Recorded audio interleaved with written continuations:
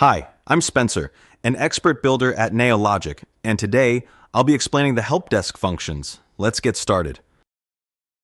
Helpdesk Functions enable streamlined management of support tickets, email communication, and inbox monitoring. These functions are designed to enhance helpdesk operations, ensuring timely responses and efficient ticket handling.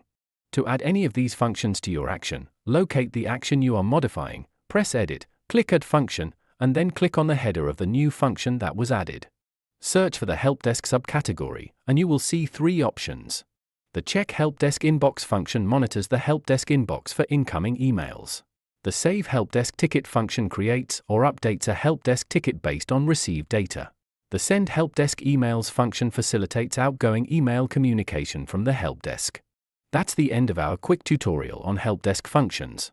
You can check out our other documentation videos or reach out to the team and me with any recommendations for future help articles to help speed up your workflow.